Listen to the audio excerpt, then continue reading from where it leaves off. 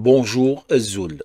Dans cette vidéo, nous allons voir comment faire la numérotation ou bien la pagination automatique des fenêtres ou bien cartouches dans le volet présentation.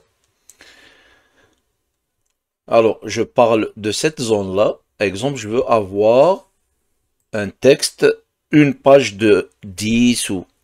Alors, je vais écrire un texte, TT, texte multiligne. Alors, je vais le centrer, milieu au centre. Je vais augmenter la police. Je vais mettre 5 mm. Je veux la voir sous ce format. Pour ce faire, on va utiliser deux variables système sous forme de champ. On va insérer un champ sous forme de variable système. Donc, on va utiliser le setab et un autre qu'on va télécharger qui s'appelle Total Layout. Alors, je vais commencer par le setab. Le setab, c'est très facile. Il est installé automatiquement avec le logiciel AutoCAD. Lui, il va reprendre le nom de la présentation. Exemple, dans ce cas, j'ai donné le nom A1 pour architecture plan 1 par exemple, ou bien S1, à vous de voir. Donc, dans mon exemple, c'est A1, et je veux qu'il soit repris ici. Donc, rien de plus facile. Je clique ici, je vais supprimer ça, et je vais le remplacer par un champ. Donc, je le sélectionne pour qu'il soit effacé, et j'insère un champ qui est ici. Alors, ici, donc vous allez venir dans Autre, vous allez descendre jusqu'à Variable système, et vous allez chercher Setab. C'est par ordre alphabétique, et vous allez le trouver. Setab, moi je le mets toujours en majuscule, bien sûr tout dépend de vous, en majuscule, pour que même si je l'écris en minuscule, lui, il va le faire sortir en majuscule. Et je fais OK. Et je fais OK. Donc la première étape, c'est réglé. Il va me rester maintenant le nombre de présentations.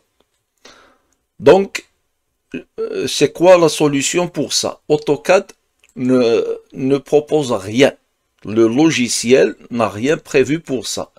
Mais il y a ce qu'on appelle un Lisp. C'est un programme qui a été réalisé par une personne, donc très facile à trouver. Vous rentrez sur Google, vous écrivez Total Layout, comme ceci. Il va vous envoyer vers ce site, CAD Forum.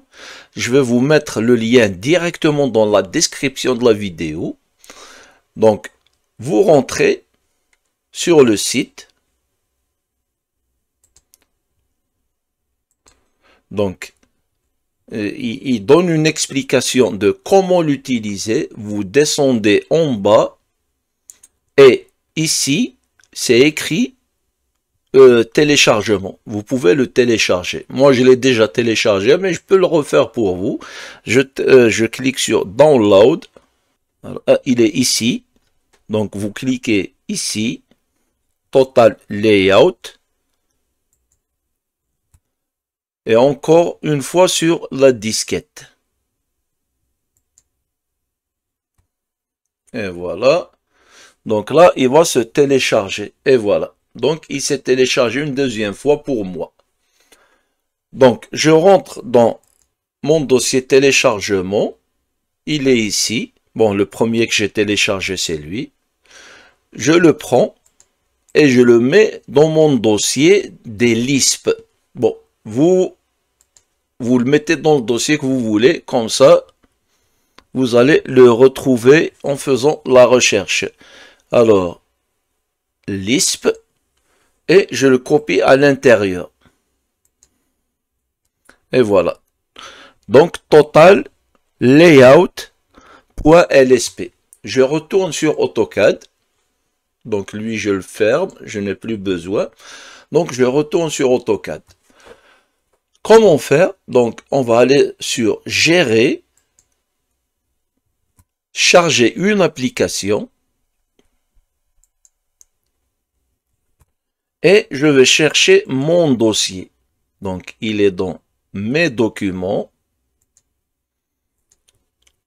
L pour Lisp. Je rentre dans le dossier et je cherche mon fichier Total Layout. T. Alors, je cherche Total Layout.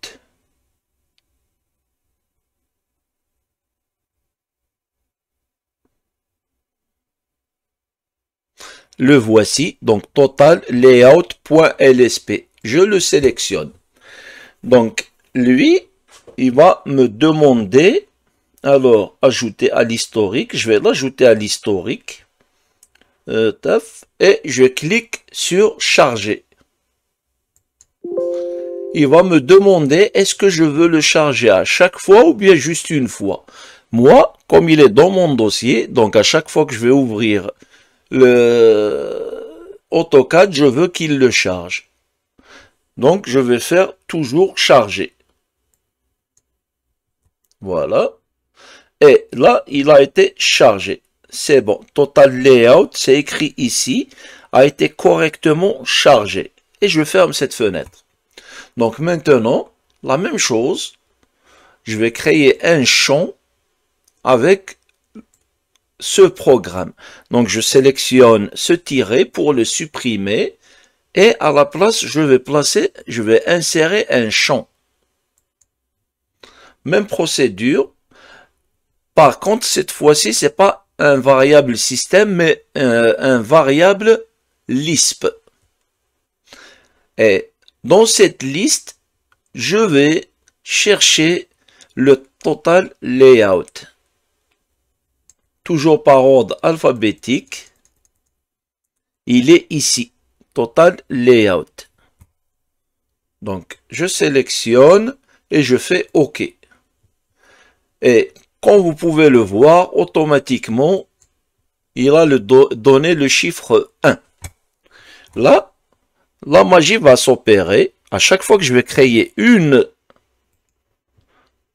copie de la présentation, c'est-à-dire je vais ouvrir, alors, copier, déplacer ou copier, pour copier le même cartouche, placer à la fin, créer une copie, OK. Donc, je reviens ici. Automatiquement, il adapte ça. Donc, c'est A1, 2 pour le setup et 2 présentations. Si je retourne ici, ça change automatiquement selon le nombre de présentations créées. Bien sûr, il faut adapter ça, le texte, parce que comme vous pouvez le voir ici, on ne peut pas le garder comme ça. On diminue la police. Donc, je clique. Je sélectionne le tout. CTRL A.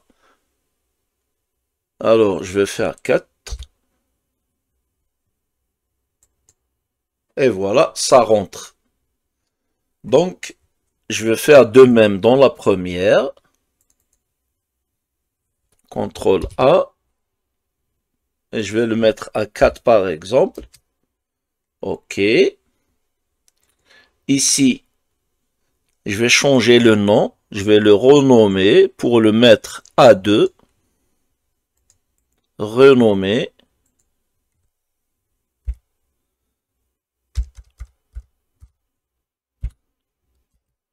Et je vais faire RG. T. RGT. Pour régénérer le tout. Et ça se modifie automatiquement. Le setup, c'est le nom de la présentation. Et le 2 ici, c'est le nombre de présentations qu'il y a. Exemple, je vais créer, alors déplacer ou copier. À la fin, créer une copie. Alors, je vais rajouter encore une autre. Déplacer ou copier. Donc, au total, je vais avoir 4 présentations. D'accord? Je vais régénérer RGT. Et ça change automatiquement selon le nombre de présentations. Et bien sûr, quand je pars ici, il suffit de changer le nom de la présentation. Donc, elle, c'est A3. Elle, c'est R4. A4, pardon. 4. Toujours RGT. Pour régénérer. RGT. Et voilà. Ça change automatiquement. Plus vous créez de présentations, plus le chiffre ici s'adapte automatiquement.